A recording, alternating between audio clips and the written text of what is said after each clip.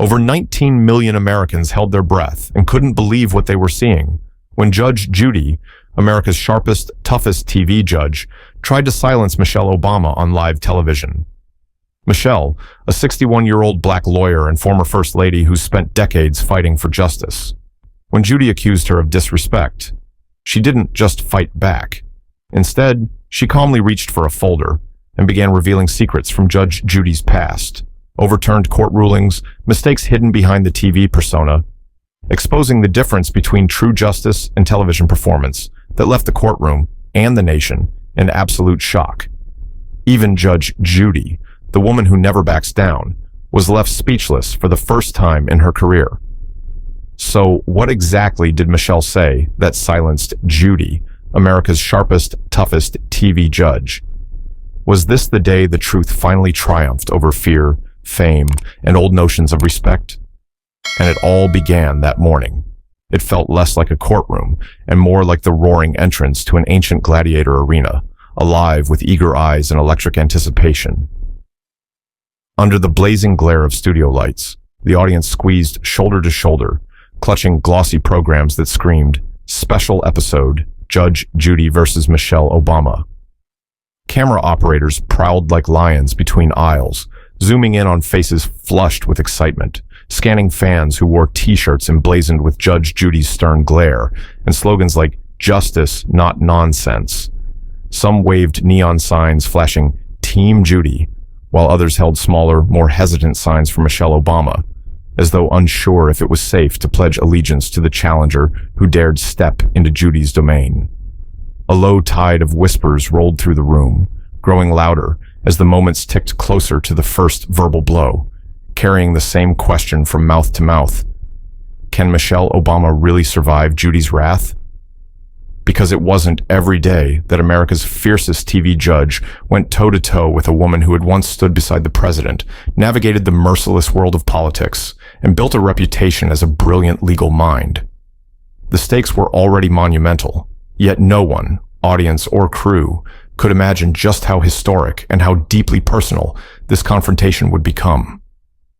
From her elevated bench, Judge Judy Shaindlin finally leaned forward, her eyes shining with that familiar predatory glint, the same look she'd given countless defendants moments before crushing them under her sharp, unrelenting words.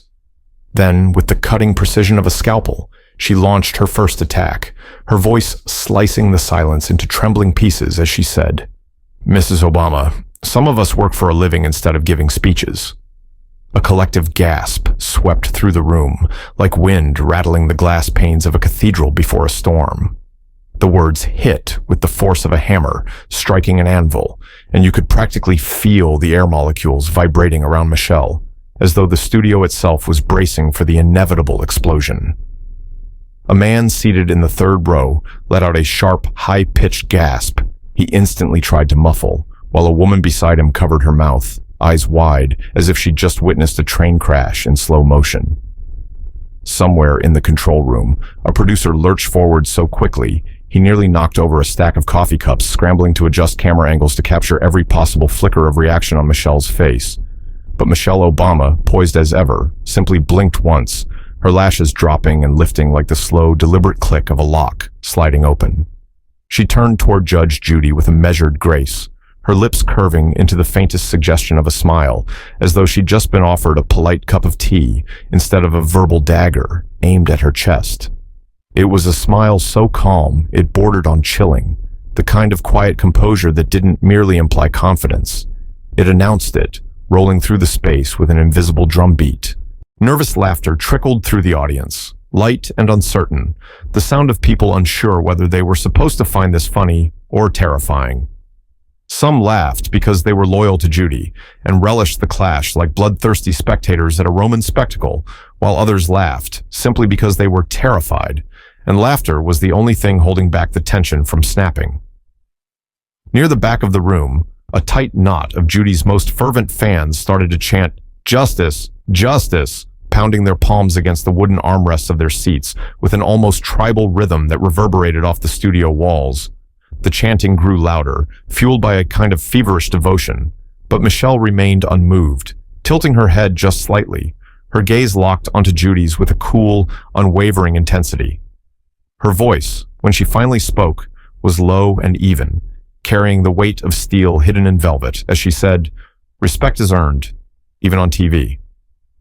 The sentence fell into the space, like a stone dropped into the center of a perfectly still pond, sending invisible ripples across the room that touched every corner of the audience.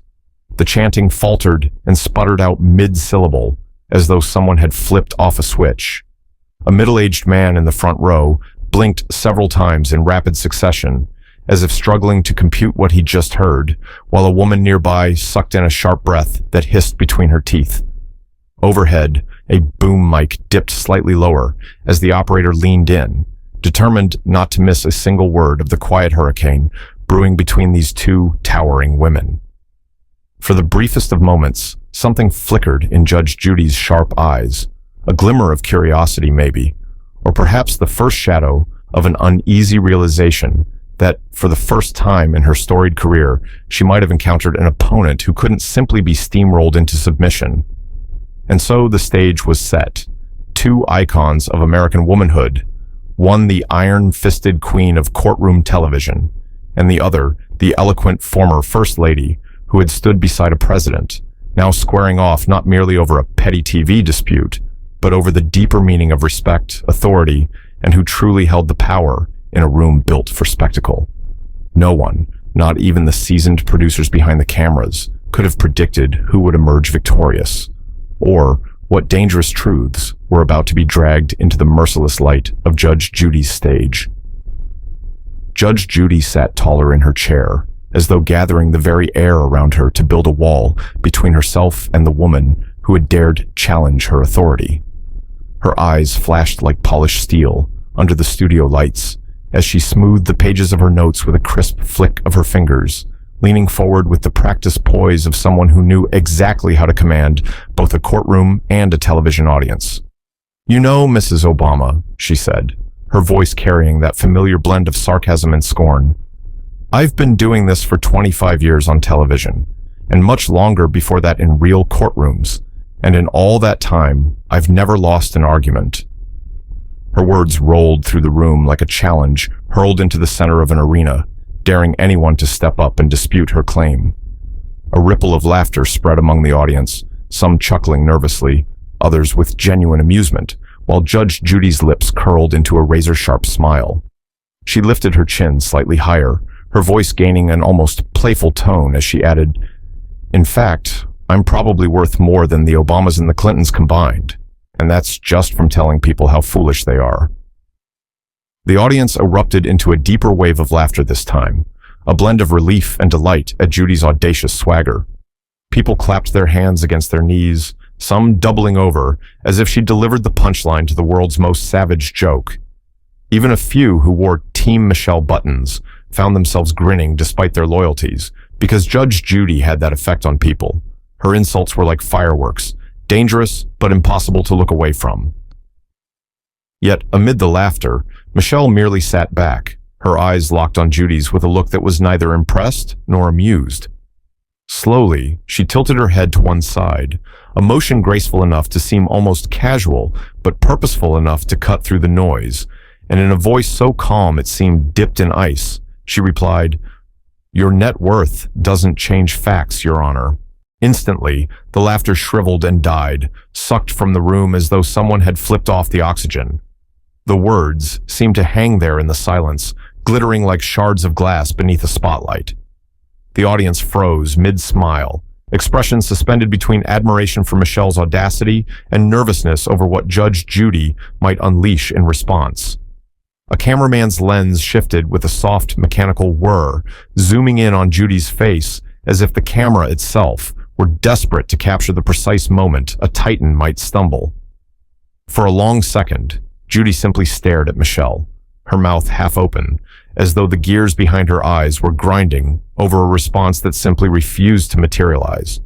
Then Michelle shifted in her seat, smooth and deliberate, and reached forward to the briefcase resting on the table in front of her. She flipped open the latches with soft metallic clicks that somehow echoed like gunshots in the charged silence, and began rummaging through a stack of meticulously organized folders, Papers rustled gently as she flipped past legal tabs and color-coded dividers, every movement a quiet testament to the meticulous preparation of a woman who never walked into battle without armor. Finally, without looking up, Michelle said, "I'd like to discuss some of your rulings, Judge." The audience collectively sucked in a breath so sharply that for a moment it seemed the walls themselves recoiled. A man near the aisle whispered, "Oh my God," as though praying, while a woman clutched the pearls at her throat, eyes wide with disbelief. Somewhere behind the cameras, a producer barked silent hand signals at a crew member to switch to a tighter shot of Michelle's face, sensing that something extraordinary was about to unfold. Judge Judy's fingers twitched slightly against her bench, the only sign that her unshakable poise was beginning to splinter. Michelle began sliding papers from the folder with slow, deliberate precision, holding them up one at a time, her voice crisp as she said, "For instance, there was a case from 1987 where you ruled against a single mother seeking child support, stating that she should have made better choices instead of relying on the court system."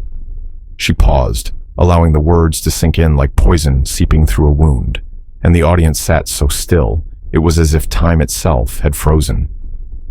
Judge Judy's jaw clenched visibly, and her voice, when it finally emerged, was stripped of its usual mocking humor as she snapped, "That case was decided correctly based on the facts presented." But Michelle was relentless. She leaned forward just enough to close the distance between herself and Judy, her eyes sharp as surgical blades.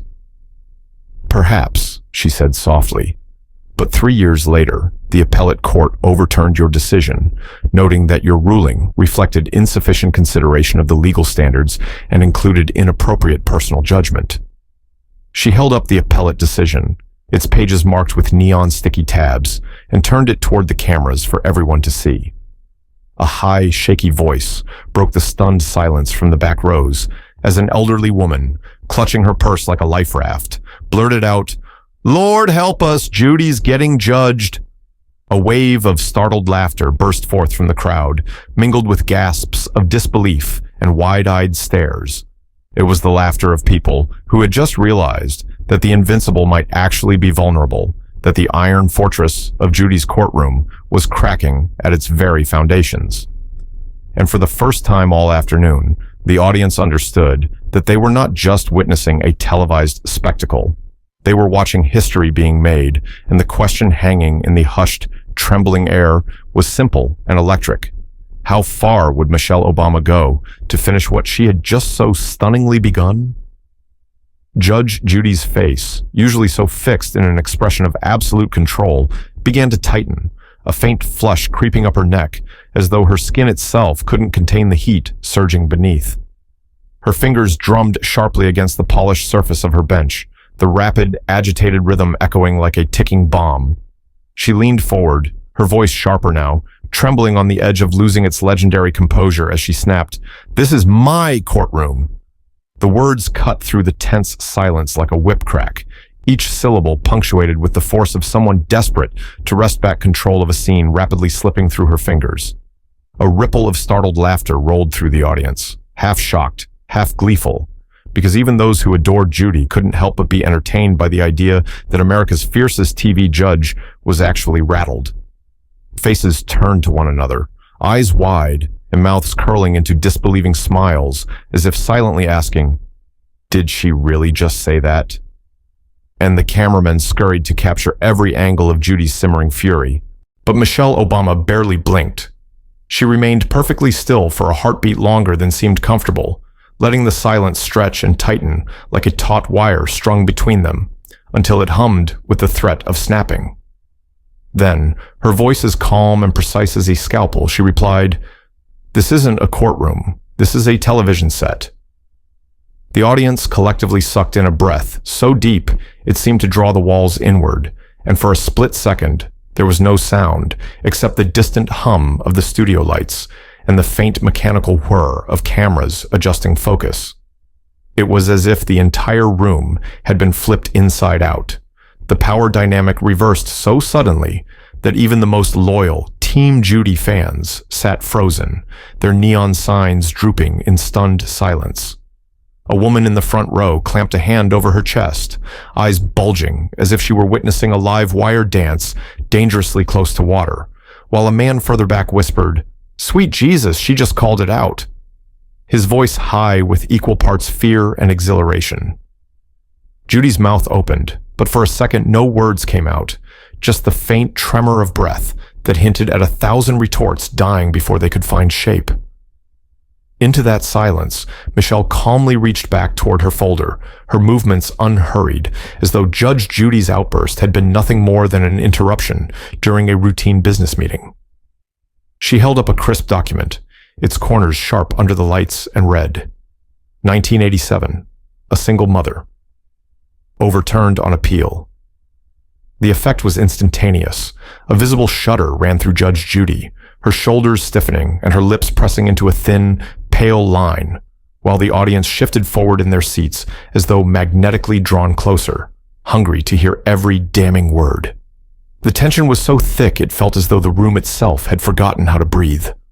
All around, people began murmuring to one another, their whispers fluttering like moth wings against glass. Someone muttered, "Is Judy about to cry?" And though the question was barely audible, it cracked through the air like a secret everyone was terrified and fascinated to consider. Michelle continued, unflinching, her voice gaining a quiet power that seemed to grow with every sentence she spoke.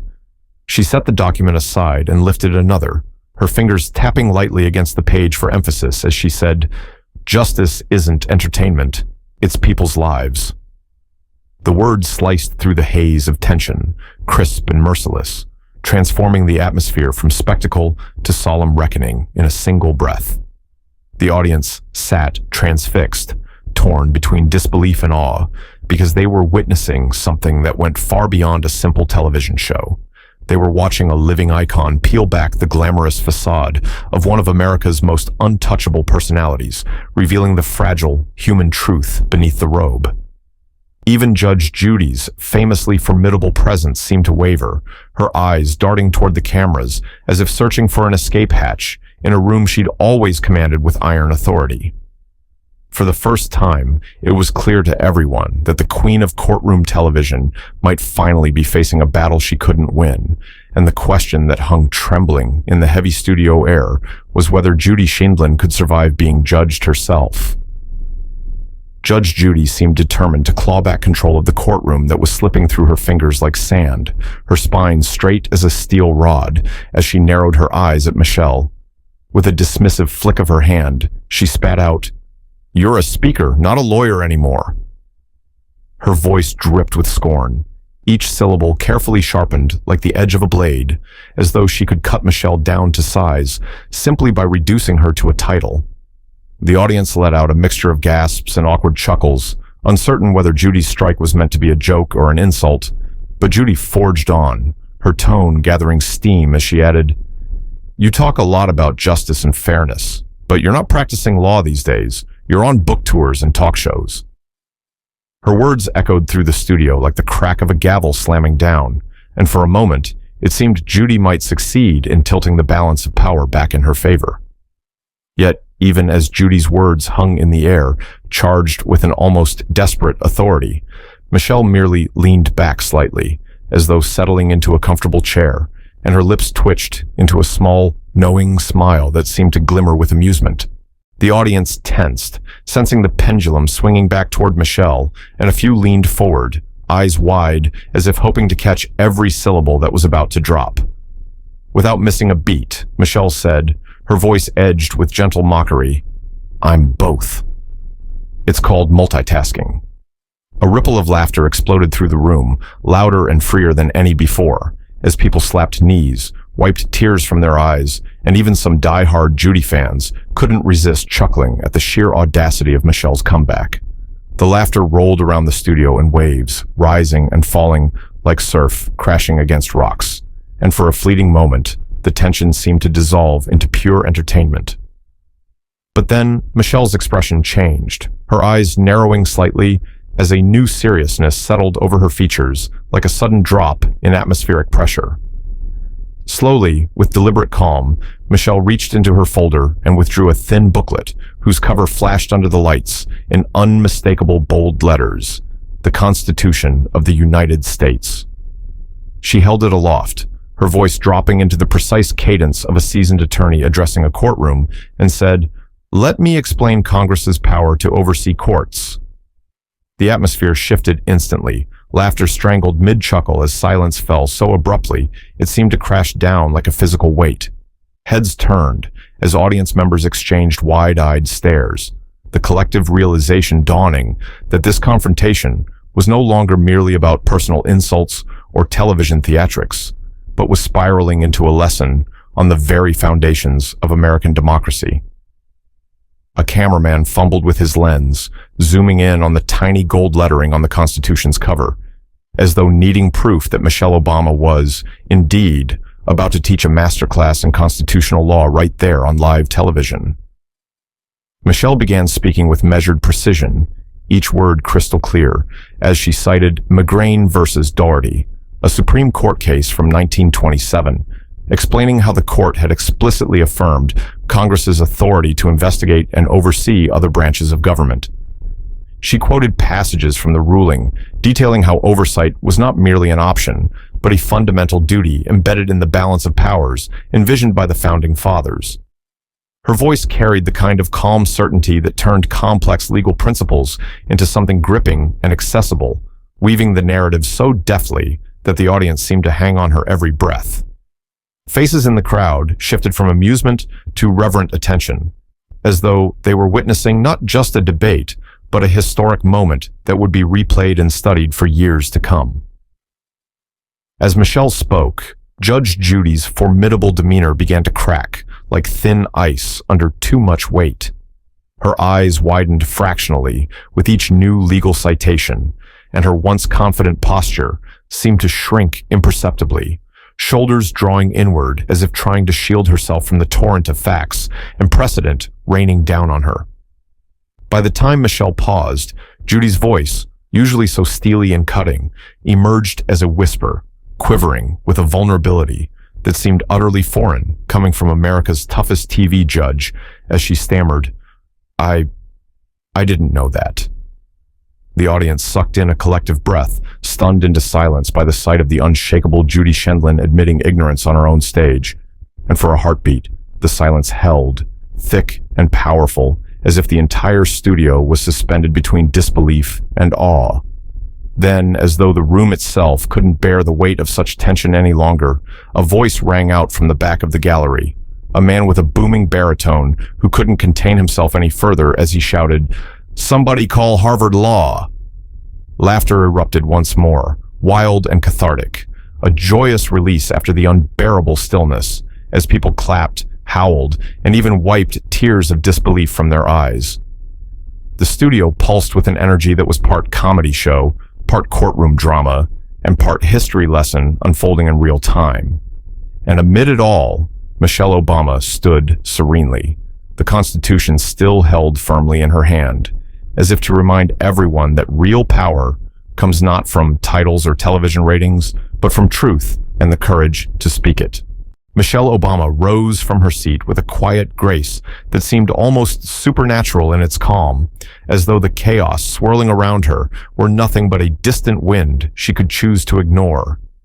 The movement was so smooth, so deliberate, that it felt choreographed by some invisible hand, every muscle in her body radiating the confidence of someone who'd stood in war rooms and on global stages and had learned long ago that true power never needs to shout. Her tailored jacket fell perfectly into place as she straightened her spine, her shoulders set back in a posture that seemed both regal and resolute. In her right hand, she still held the slim, gold-lettered booklet of the Constitution, its pages fanned slightly, as if they too were eager to speak. For an instant, the entire room froze, every breath suspended in a collective pause, so deep you could almost hear the electric buzz of the overhead lights vibrating in the silence. Michelle's eyes swept across the room, pausing on Judge Judy, who sat stiff and silent behind her bench, lips pressed into a thin, pale line. Her eyes locked on Michelle with an intensity that might have melted steel under other circumstances. Yet today, that intensity wavered, replaced by a flicker of something far rarer on Judy's famously unyielding face: vulnerability. Michelle's gaze lingered there, soft but unflinching, and in that silence, 1,000 unspoken truths seemed to pass between them. Truths about power, about respect, about what it means to stand alone in a room full of people determined to doubt you. Then, as though deciding the time for silence had passed, Michelle drew in a steady breath and spoke in a voice that carried the kind of quiet force which demands that even the rowdiest crowd listen. Respect is earned, not demanded, and truth doesn't fear titles. Her words struck the room like a bell tolling in a cathedral, clear and resonant, echoing off the wooden panels of the set and reverberating through the very bones of everyone present. It was the tone of a verdict, the final pronouncement in a courtroom where the stakes were nothing less than respect itself, and the silence that followed seemed so profound, it felt as though the world outside the studio had ceased moving altogether. Judge Judy, who had spent decades mastering the art of instantaneous rebuttal, sat motionless. Her lips parted slightly, but no words came out, only a faint breath that shivered in the air between them. The deep grooves of authority etched into her face seemed to soften, as though she were aging and fast-forward under the harsh lights, her famous scowl collapsing into something far more fragile. It was a sight that left even her staunchest supporters gaping, for here was America's sharpest judge, the woman whose tongue had reduced countless people to stammering apologies, now rendered utterly speechless. A man in the audience blinked several times in rapid succession, whispering to the woman beside him, Did Judy just lose?" As though his brain was struggling to process the impossible. The pause held for a heartbeat longer, each second stretching out like a tightrope over a yawning chasm, until the silence finally shattered under the weight of human emotion. It started as a single whoop of triumph from somewhere near the back, rising like a lone trumpet blast in a silent battlefield, then spread like wildfire through the rows of seats. People leapt to their feet as though propelled by springs, chairs scraping loudly against the studio floor as a deafening roar of applause erupted. Clapping, stomping, and ecstatic cheers filled the space, a rising tidal wave of noise that seemed determined to shake the very walls from their foundations. Some audience members hugged one another, laughter mixing with tears, as if they couldn't decide whether to celebrate or weep for the sheer magnitude of what they'd witnessed. A woman near the front, her cheeks glistening with tears, pumped her fist in the air and cried, "That's my first lady," while another shouted, "Speak truth, Michelle," at the top of her lungs, her voice breaking with emotion. A pair of young production assistants near the camera rigs exchanged wide-eyed glances, one mouthing the words, "Holy shit," while the other nodded so vigorously his headset nearly fell off. Even the usually stoic camera crew struggled to maintain professionalism, some of them visibly grinning behind their equipment as they panned between Michelle and the stunned face of Judge Judy. While the studio thundered with applause, outside the walls of the set, the moment was exploding across the digital universe. Smartphones were already raised high in trembling hands, screens glowing as people recorded the scene, some shaking so badly with adrenaline that their videos bobbed wildly like footage captured in a storm. Within minutes, Twitter and Facebook were ablaze, hashtags sprouting like weeds in fertile soil. Clips of Michelle's closing words, "Respect is earned, not demanded, and truth doesn't fear titles," ricocheted through the internet at blistering speed, accumulating tens of thousands of retweets and shares in mere moments. Memes began appearing almost instantly, some showing Michelle standing on a pedestal above a tiny, cartoonish Judy, gavel dropping from Judy's hand like a fallen sword. One viral tweet screamed in bold capital letters, "Judge Judy got Obamified," paired with a gif of Michelle lowering the Constitution onto Judy's bench as if delivering the final word of all final words. Another tweet simply read, "Michelle Obama just gave the single best cross-examination in TV history. Somebody give this woman a gavel," accompanied by an image of Judy looking shell-shocked, eyes wide and mouth frozen mid-gasp. Back in the studio, laughter erupted anew, as audience members caught sight of producers huddled near the stage, frantically debating how on earth they were going to edit this for broadcast without diminishing the nuclear-level impact of what had just transpired. One older man in the gallery, still breathless from laughing, wiped his eyes and gasped out between chuckles, "Somebody call Harvard Law," setting off another round of hoots and hollers that echoed around the cavernous room like a celebratory anthem. And in the center of it all, Michelle stood quietly, a vision of unshakable grace, the Constitution still nestled securely in her hand. She didn't raise her voice to match the cheers, nor did she bow under the blinding spotlight suddenly fixed upon her. Instead, she simply nodded once, her expression serene, the corners of her mouth lifting in the faintest hint of a smile that said everything, that titles and television ratings might rule the airwaves, but in the end, truth and the courage to speak it would always have the final say. The cameras finally stopped rolling, the applause fading into a hushed buzz of disbelieving chatter as audience members gathered their belongings with eyes still wide, some glancing back over their shoulders as though unwilling to leave the charged space where they'd witnessed history unfold. Behind the scenes, the air in the control room was nothing short of pandemonium.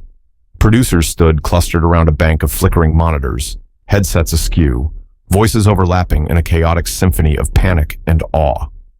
One producer, her hair tumbling from a hastily knotted bun, waved a stack of cue cards in the air and demanded, "Do we air this? How do we even air this?"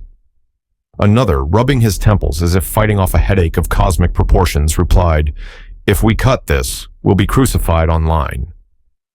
But if we show it raw, it's basically Judge Judy getting demolished on her own show." A young assistant, barely older than 22 and pale as milk, stared at the screen replaying Michelle's final words on a loop and whispered, almost to himself, "I didn't even know Judy could look scared." Nearby, two sound engineers debated, half laughing, half shaking their heads, over how much of Judy's stunned silence could be edited out without making it obvious that a seismic shift had just rocked daytime television.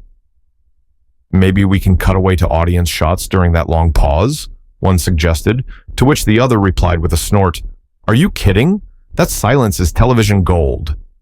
Their laughter bubbled up like nervous steam, part disbelief, part exhilaration, because they all knew they'd just captured a moment that would be dissected in media schools and living rooms for years to come. Meanwhile, gaffers and camera operators huddled in corners, phones out, some texting friends in frantic capital letters, "Dude, Michelle just destroyed Judy. Live." Yet amid all the behind-the-scenes chaos, word had already begun spreading far beyond the studio walls. Notifications pinged on smartphones, emails zipped across academic networks, and somewhere in a quiet office in Cambridge, a distinguished professor at Harvard Law School tapped out a single historic tweet. "We're teaching this episode next semester." Across social media, legal scholars and television critics alike were ablaze with commentary, praising Michelle not merely for winning an argument, but for transforming a television spectacle into a moment of profound civic education. Commentators on legal Twitter proclaimed, "This is the gold standard for how to handle power without losing composure," while a constitutional law professor announced he'd be replacing a week of his syllabus with a detailed breakdown of Michelle's courtroom performance. Even seasoned journalists admitted they'd never seen anything quite like it, with one writing in an op-ed, "Michelle Obama turned a television set into the nation's classroom and left one of America's sharpest minds speechless." Yet perhaps the most powerful impact of that day wasn't merely legal or cultural, but deeply personal for millions who watched. As the audience slowly filed out of the studio, faces flushed with the aftershocks of adrenaline, Michelle lingered near the front, graciously accepting murmured thanks and handshakes from strangers who clasped her hands as though touching a piece of living history. When the last echoes of shuffling feet faded, she turned back to the still-lit set, the wooden bench where Judy had sat now empty and silent under the glare of cooling spotlights. In a voice softened by the weight of the moment, she spoke into the emptiness, almost as if offering final words, not merely to the room, but to everyone watching, present or far beyond. "Truth isn't disrespectful, it's necessary." Her words hung in the air, gentle but immovable, like a stone placed in the center of a still pond, sending ripples outward into the world. That closing line became a rallying cry overnight. Commentators on news programs played the clip on endless repeat, dissecting every syllable and nod of Michelle's head, while think pieces poured in from every corner of the media landscape, each exploring how Michelle's poised defiance had laid bare the struggle Black women face when speaking truth to power. Discussions ignited about how Black women in America often walk a knife's edge, forced to appear respectful yet strong, never too angry yet never too soft, navigating stereotypes that would silence them the moment they step out of line. Analysts observed how Michelle's calm mastery of facts and law had become a perfect illustration of why knowledge remains the ultimate shield against intimidation, even in a world that sometimes prefers spectacle to substance. Her performance was lauded not merely for its rhetorical brilliance, but for the quiet dignity with which she wielded her intellect, a lesson in how to confront arrogance without losing one's humanity. And as the hours passed, and the hashtags kept climbing, and the videos kept circulating, a single question began echoing across news desks, classrooms, and dinner tables alike. A question posed not just as a curiosity, but as a challenge whispered into the hearts of every person who'd watched Michelle Obama stand her ground against one of television's toughest icons. Would you stand your ground, even against someone as powerful as Judge Judy? The characters Michelle Obama and Judge Judy in this story are fictionalized and do not represent the real individuals in any way. This story is a work of creative fiction intended for entertainment and commentary purposes only. Any resemblance to actual persons, living or dead, or actual events is purely coincidental. If you enjoyed this story, please subscribe to my channel so I can keep bringing you more powerful and thought-provoking tales. Your support means the world to me, and together we'll keep exploring the stories that matter.